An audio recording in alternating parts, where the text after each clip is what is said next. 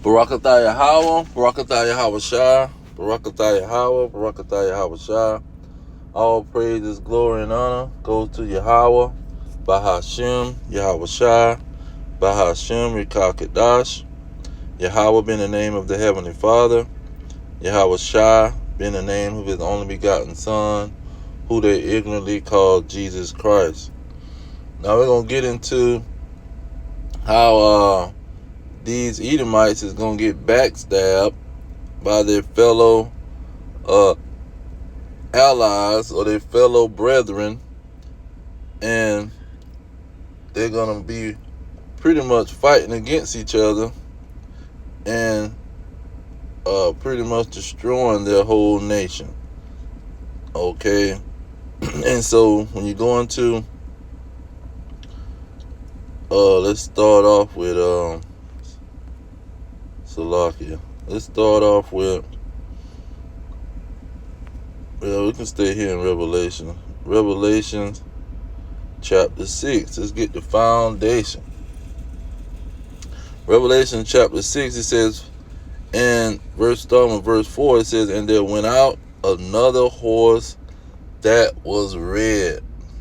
Okay, talking about Esau, Edom, the children of Esau. Because real quick, when you go into from the beginning, Genesis 25 and 30, it says, and Esau said to Jacob, feed me, I pray thee, the same red pottage, for I am faint. Therefore was his name called Edom. Okay, so Edom is what Esau was called, and that word in the Hebrew is red. Then when you jump over to Genesis 36, it explains verse 8 and 9. It says, thus dwelt Esau in Mount Seir. Esau is Edom, and these are the generations of Esau, the father of the Edomites. See, in Mount Seir. So the father of the red peoples, the red children, the children that are red, they come out red like a cherry. If you ever seen the so-called white man, which they want to hide their identity, nobody want to be Esau Edom. You see, because the Lord is coming back for them, and if they pushing their false religion, they definitely don't want to be the people against the Lord. They want to be the people on the Lord's side. That's how they gonna push their religion. Now, when you're going back to Revelation, it tells you the dynamics of this nation of Edom, what will be going on with this nation. It says, and power was given unto him that sat thereon to take peace from the earth. They're going to have power to take peace from the earth. They're going to be like Trump talking about, I can destroy a whole civilization. See, I have the power to destroy a whole civilization, a whole country. 90 million people, I got the power to do that. See, all I got to do is give my military the okay. If you don't make a deal with us, we can destroy your whole country. It says here, and it goes on to say, and this is what's going to be the downfall of this nation of Edom. It says, and they shall kill one another. See, that people on the red horse is a they. The red horse is a they. It's not one person, some antichrist. No one person is going to stand up.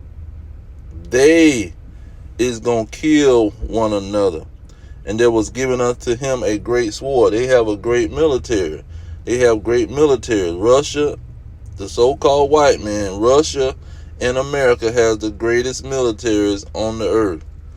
And when you combine them, they would be unstoppable.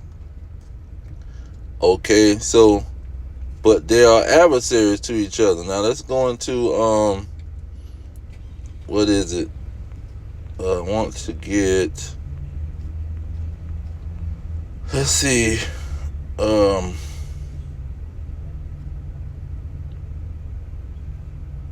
let's get,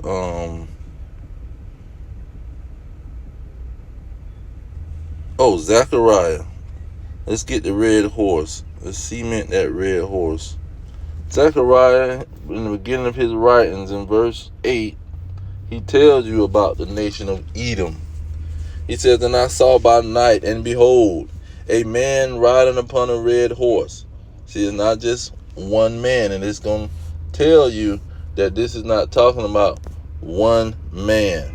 "And he stood upon the myrtle trees that were in the bottom, and behind him," see, this one man, this nation has a leader, but guess what? He has a nation of peoples behind him. "And behind him there were red horses, other red peoples, speckled and white." See, now they call themselves white. Is that spiritual that the Lord described them with the last word of the description is white? They're going to be calling themselves white peoples.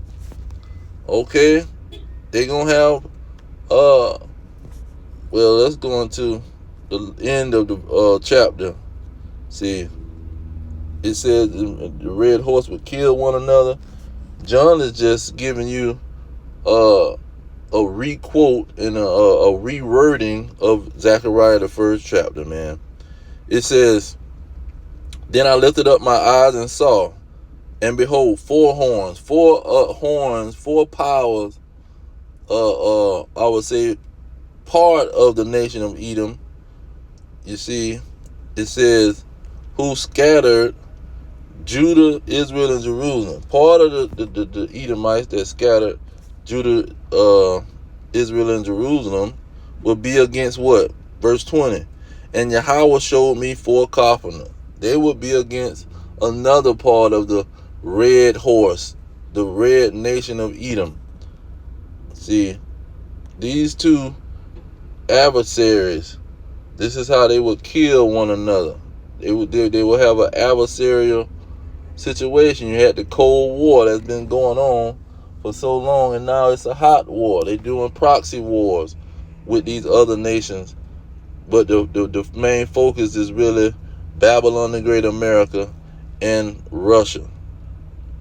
And the Lord said, in this conflict, you're going to have a division that goes on. Now, Obadiah explains this division in when it comes to the Edomites.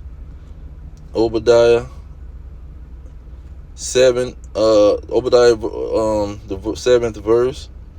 It says, "All the men of your confederacy have brought you even to the border." So now, the men of their confederacy, they done switched out on them. They was Confederate. See, because really Russia and America was a part of the United Nations, meaning they was united. They had veto power in the United Nations. And even Russia was helping them win World War II. So Russia done switched out on them. It said, "The man that were at peace with you have deceived you." See, Russia have deceived America. It says, "and prevailed against you." They done prevailed against America. They got China, Iran, North Korea on their side now. Now they can overpower Babylon the Great, America. It says, "They that eat your bread have laid a wound under thee." Now NATO going to join Russia and these other nations. They done laid a wound under Babylon the Great. "There is none understanding in him." See, and these Edomites in America, they can't even understand what's going on. They thinking that they got the power to destroy a whole nation. They got the power, and they the leader. They thinking they still got power when these people done switched out on their behind. And let's seal the deal with Revelation 17. Revelation 17, and getting right to the point, verse 16, it said, the 10 horns which you saw upon the beast, these shall hate the whore, okay, and shall make her desolate and naked, and eat her flesh, and burn her with fire.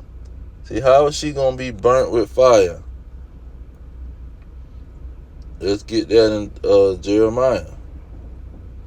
How is these NATO and Russia and its allies burn Babylon the Great America with fire? See, they switched out on them, and they're going to attack her behind. This is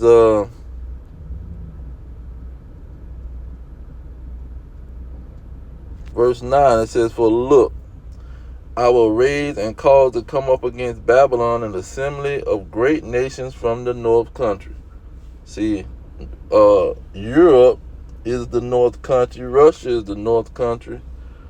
They gonna assemble these Arab, the Chinaman, and the North Korean, and they gonna come against Babylon the Great. It says, and they shall set themselves in array against her. From thence she shall be taken, their arrows, their nuclear weapons, their drones, their planes, see, with the missiles on them.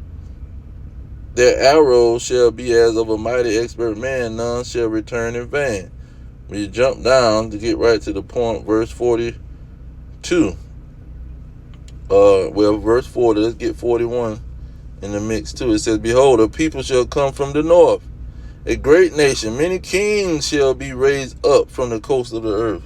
See, it's just regurgitating, but it's going to give you which Babylon is talking about, because it was a ground invasion. See, a ground invasion in ancient Babylon. This is not going to be no ground invasion.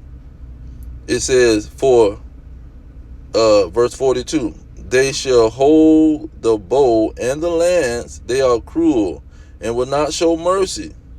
Their voice shall roar like the sea, and they shall ride upon horses. This is what Joel chapter 2 is going into in the beginning, describing the day of the Lord. Every one put in array like a man to the battle. Same description that Joel gave. Against thee, O daughter of Babylon. Not ancient Babylon, but the daughter of Babylon. This is what's going to happen. And America is that daughter of Babylon. There's a lady wrote a book about the daughter of Babylon, and she focused on Isaiah 47. It says, verse 1, come and sit in the dust, O virgin daughter of Babylon. You see, this is not talking about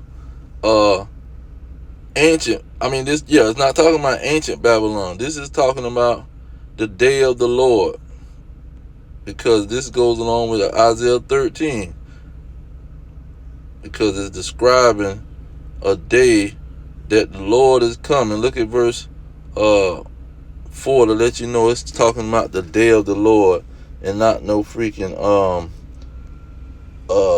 invasion of ancient Babylon. It says, your nakedness shall be uncovered, your shame shall be seen. I will take vengeance, and I will not meet you as a man. See, this is going to be the Lord coming against Babylon the Great. It ain't going to be no ground invasion. He's not meeting them as a man with a ground invasion. Let's jump to Isaiah 9. See, it's not going to be no ground invasion. Look at verse 5. It says, for every battle of the warrior is with confused noise, and garments rolled in blood. See, because it's a ground invasion. People got garments on, and they shooting and killing and stabbing each other. It said, but this battle of God Almighty, Armageddon, when he gathered the nation, but this shall be with burning and fuel of fire. See, it's going to be with these nuclear missiles flying, these drones flying, all kind of firepower, as they call it, coming against Babylon the Great America, because they done switched out on America, because the Lord has caused this man to talk himself and into a grave and act a way that he is gonna cause the people to hate him. This is Proverbs 21. It said the king's heart, meaning his mind, is in the hand of Yahweh. See, he caused him to run his mouth and get himself in trouble. As the rivers of water, he turneth it whithersoever he will. Okay, and that goes along with is it 16? Yeah, 16.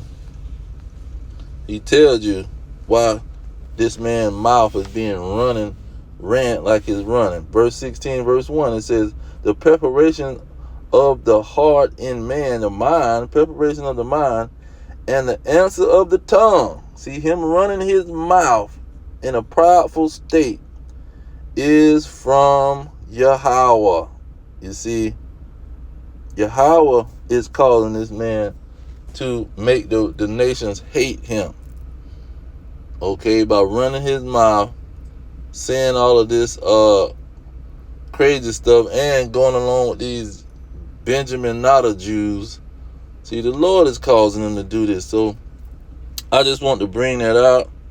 I'm going to leave it there. Give all praises, glory, and honor to Yahweh, Bahashem, Yahweh Shai, Bahashem, Rikakadash. Double honors to the elders pushing the truth. Peace to the elect worldwide, the blacks, Hispanics, and Native Americans, descendants of slaves scattered around the globe on slave ships and through many captivities. Our kingdom is at hand. Shalom.